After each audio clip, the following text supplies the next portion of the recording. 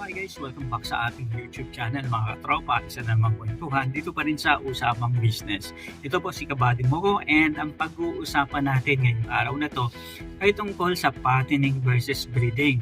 Saan ba mas malakas kumita? A complete guide mga katropa. So tara, himay-himayin natin yan dahil alam ko naman marami gustong pumasok sa negosyo, sa agribusiness ngayong mga panahon na to, and marami ang gustong pumasok sa negosyo ng baboyan. So, eto nga mga katropa, gusto mo bang mag-piggery business pero nalilito ka pa kung ano ang pipiliin? Magpapataba ng biik at mag-aalaga ng inahin. Maraming nagsasabi na ang breeding ang tunay na pera. Ibig sabihin nito, sa iba naman ang makakasagot sa mga pangangailangan, tanong nila, at syempre, ano ba yung gusto nila. So sa iba, fattening ang mabilis ang ikot ng pera. Okay mga katropa, so medyo parehas na matimbang dahil parehas naman ito pwedeng kumita. Pero ano ba talaga ang mas angkop para sa iyo kung ikaw ay nais o gustong pumasok sa negosyong ito? So sa bidyong ito, hihimayin natin ang puhunan, kikitain, and ang ihirap sa ng bawat isa para malaman mo. Saan ka nga ba mas bibilis yumaman sa pagnenegosyo ng negosyong baboyan? Sa fattening business ba o breeding? So, eto na nga mga katropa. So, ano pa yung business model sa negosyong baboyan na mas angkop, na mabilis kang kumita, and mapapalago mo yung negosyo mo? Ibig sabihin, long term ba o short term ba? So, tara, simulan natin yan. Mga katropa, unahin muna natin yung tinatawag na fattening business. Ito yung paborito ng mga beginners. Bakit? Kasi simple lang ang cycle nito. Bibili ka ng biik na karaniwang 12 to 20 kilograms. Ibig sabihin, piglets pa ito mga katropa na pangkaraniwan na yung 30 days o 45 days hanggang 60 days old. Yan yung nagsisimula, yung sasabihin mo gagawin kong fattener ito and ibibenta ko after 3 to 4 months na pag-aalaga. So sa ganitong sistema ng pagnenegosyo sa negosyong baboyan, maaari mong alagaan ang iyong mga piglets na binili, mga baboy, sa loob ng 100 to 120 days. Ibig sabihin, sa period na yan, is makukuha mo na at babalik na sa iyo yung tinatawag na ROI o Return of Investment. Ibig sabihin, mabilis yung balik sa iyo ng pera na ininvest mo. And less technical, hindi mo kailangan maging eksperto sa pagpapaanak o pagpapalaki ng mga alaga. Ibig sabihin, maaari mong itanong sa ibang mga katropa mo na nag-aalaga ng baboy, mga kapitbahay, paano ba ginagawa ito? Dahil mga katropa, simple rin naman ang pagnenegosyo ng fattening business. Pero, take note lang ha, dito sa negosyong ito, kailangan may kaalaman tayo paano ba gamutin ang mga sakit ng ating mga alagang baboy and yung proper maintenance ng ating alaga. So, ibig sabihin rin nito, pagbenta, pwedeng magpahinga ang kulungan bago ang susunod na batch. Sa negosyo kasi ng fattener, batch by batch yan mga katropa, and sabi ko nga, 100 to 120 days. Ibig sabihin, 3 to 4 months, pasok na, pwede mo na siyang ibenta. So, isa pang bagay na maaari nating i-link dito is yung dependency naman sa piglets. Isa sa mga disadvantage dito is yung mahal ang puhunan kasi bibili ka pa ng piglet. Sa ngayon kasi mga katropa, ang piglet naglalaro ng 4,000 to 5,000 per head. And ibig sabihin yan, kung 10 piglets ang bibilhin mo, 50,000 kaagad ang puhunan na ilalabas mo sa piglets pa lang yan. And idagdag pa natin yung feed price sensitivity. Ano bang ibig sabihin nito? Dahil mga katropa, uso and yun na ang karaniwang ginagawa ngayon is yung 100% dependency sa commercial feeds. Kasi nga, nauso yung mga ASF. Kaya yung mga sagmaw na dating pinapakain sa mga alaga is no, don't take the risk na mga katropa. Ibig sabihin, commercial feeds ang ginagamit na talaga. And dahil nga commercial feeds, usually naglalaro yan ng 1,600 to 2,000 per bags. And on average, 4 sacks to 5 sacks ang pwedeng maubos ng ating mga alagang baboy, and depende yan sa target weight na gusto nating ma-achieve. Kung 80 kilos o 100 kilos ba mga katropa. So ibig sabihin sa ganitong sistema, medyo maliit ang margin pag tumaas ang presyo ng feeds natin. So uncontrollable din sa atin yun mga katropa. Pero may mga bagay at technique tayo na pwedeng gawin paano ba tayo makakatipid sa feeds. Sa iba nating mga video, i-discuss natin yan mga katropa. And sa pagbenta naman natin sa patining natin ng mga alagang baboy after 100 days to 120 days, maaari nating ibenta ito ng 180 pesos per kilo hanggang 225 pesos per kilo depende sa live weight sa inyong lugar. At ang gastos mo sa biik at feeds ay mga approximately 12,000. So ibig sabihin kung 180 per kilo ang gumagana at tumatakbo sa inyong lugar, maaari ka mga katropa na kumita ng 4,000 to 5,000 per feeds ng biik sa 3 buwan hanggang 4 na buwan na pag-aalaga. So ngayon naman, simulan naman natin yung tinatawag na breeding model. Ang tinalakay natin kanina is yung tinatawag na fattening model. Ngayon naman yung breeding model mga katropa. So ngayon, yung breeding model o yung tinatawag na pag-iinahin. Ito yung tinatawag na factory ng piggery. Dito, ikaw gumagawa ng sarili mong produkto. Ganon yung cycle dito sa sistemang ito.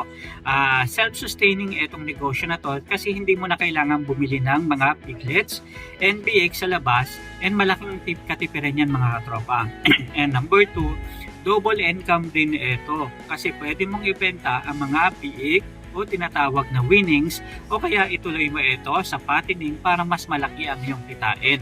So imagine yung baboy mo manganak ng 10, meron ka ng 50,000. Kung sa kasalukuyang takbo na 5,000 per head ng piglets. Paano kung yung anak ng baboy mo is umabot ng 13 and yung iba mga 17 pa? E di doble, paldo-paldo ka mga katropa. Kapag pinag-usapan naman natin yung tinatawag na sustainability, kahit mahal ang feeds, panalo ka pa rin dahil wala kang 4,500 na gastos sa pagbili ng biik bawat ulo o 5,000 na gastos sa pagbili ng biik na aalagaan mo o gagawin mong fattener. Ibig sabihin nito nanggaling na sa sarili mong kulungan, factory ng mga baboy, yung mga alagang piglets na aalagaan mo. So ano naman ang pros and cons nito? Una mga katropa, high risk and kailangan ng skills. Dito po kasi kailangan mong malaman paano ba yung process ng pagpapaanak, paano ba yung process ng pag-i-inject ng iron, vitamin B complex, o kung ano mang mga vitamins na kailangan mong ibigay sa alagang baboy. So dito, high skills kasi yung mga proseso na kailangan mong pagdaanan sa pag-aalaga ng inahing baboy at pagpapaanak dito, kailangan mong biyang malaman in details. And long wait din. Aabutin ng halos 1 taon bago ka makakita ng unang malaking kita, wait for pregnancy and nursing growth.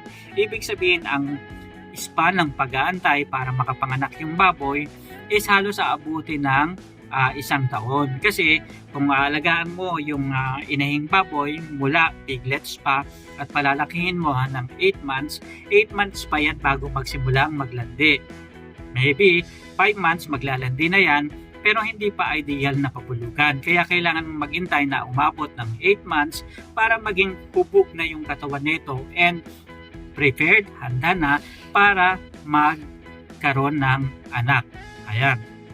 And ibig sabihin nito, yung mature na rin yung pangangatawan ng baboy para at least kayang-kaya na talagang mag-anak ng marami. Okay? So, and after nun, after mapabulugan, mag-wait ka na naman ng another 3 months, 3 weeks, and 3 days. Yun yung tinatawag na 114 days na pagbubuntis ng ating mga alagang baboy. And isa pa, labor intensive din to. Walang day off sa negosyong baboyan mga katropa dahil ang pag-aalaga dito, araw-araw kailangan. Pero, yun lang nga, happy ka dahil namomonitor mo ang iyong mga alagang baboy. Ito na. I-summarize natin para mas malinaw mga katropa. Mas malaki ang initial sa breeding pero mataas ang recurring cost sa fattening. Ibig sabihin, mas malaki sa unang bugso ang ipupuhunan mo sa breeding cycle model pero mas malaki naman ang gagastusin mo sa bandang huli o sa middle part ng pagnenegosyo kung patining model naman ang susubukan mo mga katropa. Mas mataas sa breeding ang una, banta ng sakit sa mga biik, and risk yun para sa pag-aalaga mga katropa. And pagdating naman sa profit, mas malaki ang net profit per head sa breeding in a long term. Kung gusto mo naman short term, then dun ka mga katropa sa pagpapatining. Ibig sabihin, kung wala kang masyadong oras dahil may trabaho ka, magpatining business ka muna. Pero kung full-timer ka na farmer at gusto mo ng stable na source ng income, lalo na ng piglets, breeding ang para sa iyo mga katropa. Meron ding tinatawag na sow to finish. Ito ang hybrid model. May inahin ka at lahat ng mga anak niya, ikaw rin ang magpapataba. Pero sa ganitong sistema, nire-recommend natin mga katropa na dapat yung piglets binibili mo pa rin sa sarili mong babuyan. Hindi libre kasi ang pag-aalaga nito Hindi libre ang pagpuproduce nito. Kaya importante na dapat kahit may discount, babayaran mo pa rin yung sarili mong babuyan para iba yung kinikita ng breeding mo at iba yung kikitain mo naman sa sow to finish mo. Ayan. At ibig sabihin nito, yung inahin, yung anak niya, ikaw lahat ang bibili at magpapataba at gagawin mo siyang grower sa sarili mo pa rin babuyan. Ang sinasabi ko mga katropa is kahit nasa sarili mo siyang babuyan, kailangan i-separate mo yung business ng breeding business mo sa sow to finish business mo. Ayan, para maliwanag at makompute mo ng mabuti ang iyong kita. Ito yung pinaka-profitable dahil una, wala kang binabayarang middleman sa biik and kontrolado mo ang kalidad ng mga piglets dahil alam mo kung paano ito inalagaan. And yung kalidad ng karne mula day 1, talaga namang alam na alam mo mga katropa. And I'm sure 100% magiging customer ka rin ng sarili mong babuyan kapag ito ay kinatay na. Okay. So mga katropa, ano sa tingin nyo? Team patining ba kayo o team breeding? I-comment nyo naman ang inyong karanasan sa baba at kung gusto nyo pa ng sample ng computation para sa 10 heads patining budget, huwag kalimutang i-like and subscribe para sa part 2 ng ating piggery series. Muli, ito ang inyong kabady para sa piggery business model dito sa Pilipinas. Hanggang sa muli, maraming salamat. Paalam.